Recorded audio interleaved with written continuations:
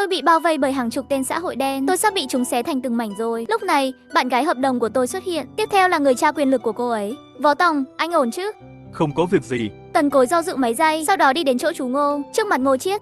Làm cách nào chú tới đây được? Tần Cối, tối nay có thể cho ta chút mặt mũi được không? Để họ đi.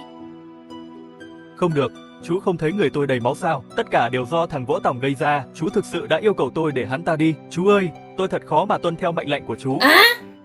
Tần Cối, tôi muốn hỏi cậu, Võ Tòng, tại sao họ lại ở đây? Cậu biết cậu đã làm gì mà? Nếu bây giờ tôi gọi cảnh sát, tôi sợ cậu gặp rắc rối. Tần Cối vẻ mặt ảm đạm, mắt tối lại. Tần Cối nên làm mọi việc có chừng mực. Tuy ngươi là thiếu gia nhà Tần, nhưng đó không thể là luật. Nhưng tôi nói có đúng không?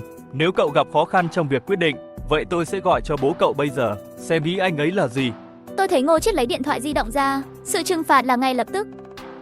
Chú Ngô, tại sao phải bận tâm? Bây giờ chú đã đích thân tới đây, tôi phải cho chú chút mặt mũi. Hãy làm theo lời chú Ngô nói, tôi sẽ để hắn ta đi ngay lập tức. Nói xong, Ngô Chiết quay người đi ra ngoài, thậm chí còn không nhìn tôi. Tần Cối quay người lại, nhìn chằm chằm vào tôi với ánh mắt sát khí. Võ Tòng, mày may mắn đấy, tao sẽ tha cho mày tối nay.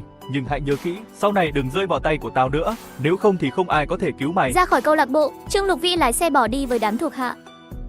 Ngô Chiết đang ngồi trên siêu xe. Ông ấy vẫy tay chào tôi. Di Vương, hai người bắt taxi về trước nhé. Nói xong tôi bước tới chiếc siêu xe. Cảm ơn ông Ngô đã giúp đỡ tôi. Không đợi tôi nói xong, Ngô Chiết vẫy tay. Không cần phải cảm ơn tôi, nếu không có lời cầu xin của con gái tôi sẽ không tham gia vào loại chuyện này. Nếu cậu muốn cảm ơn, hãy cảm ơn con gái tôi. Ngô Chiết là người thành công hiếm hoi ở Long Thành. Những người ở cấp độ của ông ta rất coi trọng danh tiếng. Cảm ơn cô Ngô. Một cái tát mạnh giáng xuống mặt tôi. Tôi bị đánh đến choáng váng. Ngọc Trinh tràn đầy phẫn nộ. Tôi tưởng anh là người tiến bộ. Tôi không ngờ anh lại đi chơi với những người như Trương Lục Vĩ cả ngày. Đi chơi với hắn ta có thể mang lại kết quả tốt gì? Anh đã làm tôi thất vọng quá nhiều. Cũng đừng nói lời cảm ơn với tôi, cứ coi đó như sự trả ơn của tôi dành cho anh. Từ nay chúng ta chẳng nợ nhau điều gì. Đừng liên lạc với tôi nữa, chăm sóc bản thân. Nói xong, Ngọc Trinh lên xe. Đoàn xe nhanh chóng rời đi. Tôi choáng váng hồi lâu và không tỉnh táo lại được. Thái độ của Ngọc Trinh quay ngoắt 180 độ. Sự thờ ơ của cô ấy, đột nhiên có cảm giác như tôi không hề quen biết cô ấy. Ngừng liên lạc với cô ấy. Có phải cô ấy đang thông báo rằng trò chơi đã kết thúc? Tôi tưởng giữa tôi và Ngọc Trinh chỉ có giao dịch thôi, không có bất kỳ cảm xúc nào. Nhưng khi cô ấy nói không liên lạc nữa, tôi cảm thấy hơi khó chịu. Đêm đó tôi về nhà và suy nghĩ rất lâu. Cuối cùng, tôi bấm số của Ngọc Trinh. Những gì tôi có thể nghe thấy là lời nhắc tắt máy. Ngọc Trinh thực sự thất vọng về tôi sao? Có lẽ cô chưa bao giờ hy vọng vào tôi. Cô là đứa con gái vô giá, lớn lên với chiếc thìa vàng trong miệng. Và một chàng trai nhỏ bé như tôi, làm sao có thể lọt vào mắt cô ấy? Nghĩ đến đó, tôi không thể không mỉm cười cay đắng. Ngày hôm sau, để cảm ơn sự giúp đỡ của Trương Lục Vĩ, tôi lại đến chỗ anh ta. Nhưng những gì tôi thấy là một mớ hỗn độn. Những chiếc ông tàu cũ để trong bãi đậu xe cũng bị đập nát. Tại hiện trường có dấu hiệu đánh nhau. Có chuyện gì đó xảy ra và tôi nhanh chóng lấy điện thoại ra, tìm số di động của Trương Lục Vĩ. Tôi gọi nhưng không liên lạc được. Đó là sự trả thù của Tần Cối, không ngờ nó lại sớm đến thế. Chính tôi đã hại anh ấy. Võ Tòng, đột nhiên giọng nói của một người đàn ông vang lên từ phía sau. Tôi quay lại và nhìn, là thuộc hạ của Trương Lục Vĩ. Ông chủ Trương ở đâu? Những gì đang xảy ra ở đây? Chạy đi. Tối hôm qua, Trương Lục Vĩ và người của anh ta quay về chưa lâu thì bị Tần Cối trả thù.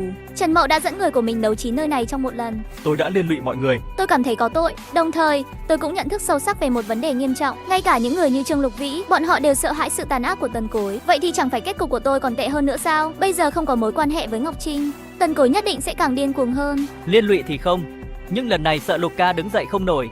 Tôi sẽ lấy thứ gì đó, lấy nó và rời đi. Cũng đừng ở đây quá lâu, sẽ rất rắc rối nếu bị người của Trần Mậu nhắm đến. Nói xong, đối phương xoay người rời đi. Và điều tôi không ngờ tới, sự trả thù của Tần Cối đến quá nhanh. Tôi vừa về nhà thì bọn Trần Mậu đợi sẵn.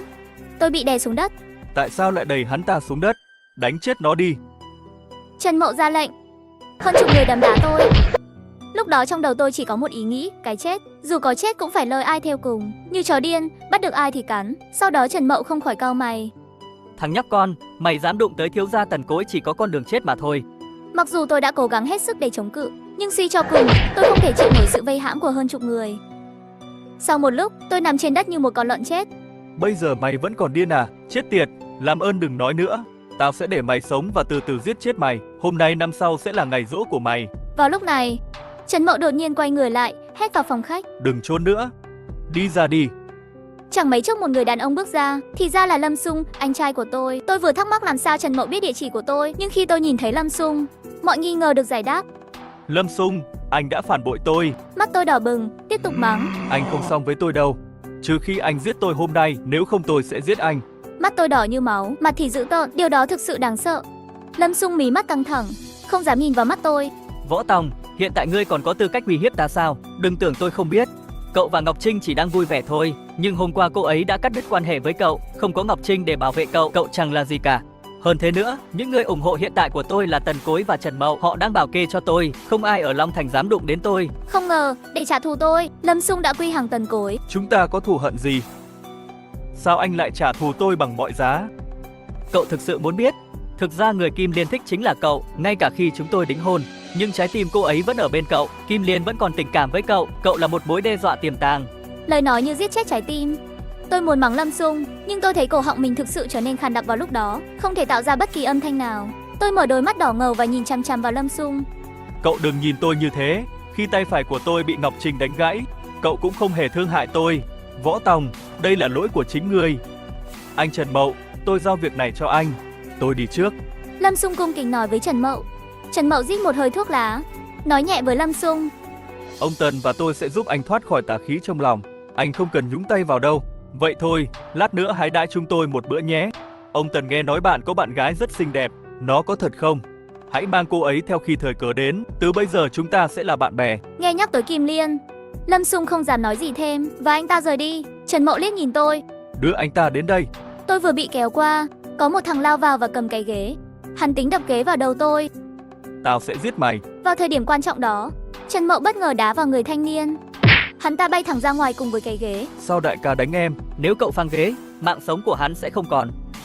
Tôi nên giải thích thế nào với ông Tần? Cút ra ngoài. Chàng trai nắm chặt tay, cuối cùng bất đắc dĩ đi ra ngoài. Trần Mậu, mày có thể giết hoặc chặt tao thành từng mảnh tùy thích, nhưng nếu mày muốn tao cầu xin lòng thương xót, không bao giờ. Cố can đảm, nhưng tao đã thấy rất nhiều thằng gan dạ trong đời, như Trương Lục Vĩ vậy.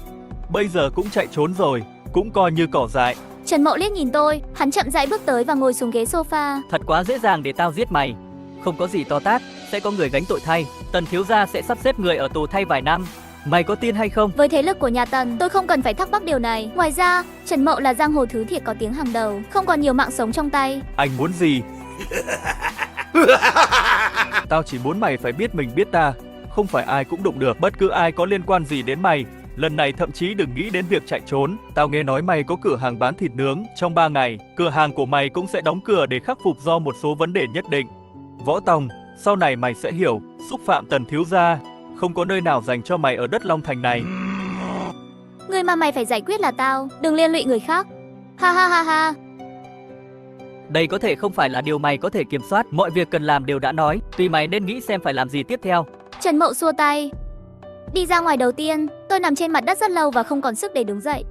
Tôi là một người lì lợm, không sợ trả thù. Trường hợp xấu nhất là mất đi mạng sống này. Nhưng nếu những người xung quanh tôi bị liên lụy vì tôi, làm sao tôi có thể chịu đựng được? Tôi đã nghĩ đi nghĩ lại về Trần Mậu trước khi hắn rời đi. Những gì hắn nói, nghĩ xem phải làm gì tiếp theo. Câu này rõ ràng có ý nghĩa khác. Vẫn còn hy vọng mọi chuyện sẽ xoay chuyển. Bước ngoặt là gì? Đến tìm Tần Cối và thừa nhận sai lầm của mình. Tôi không thể làm điều đó.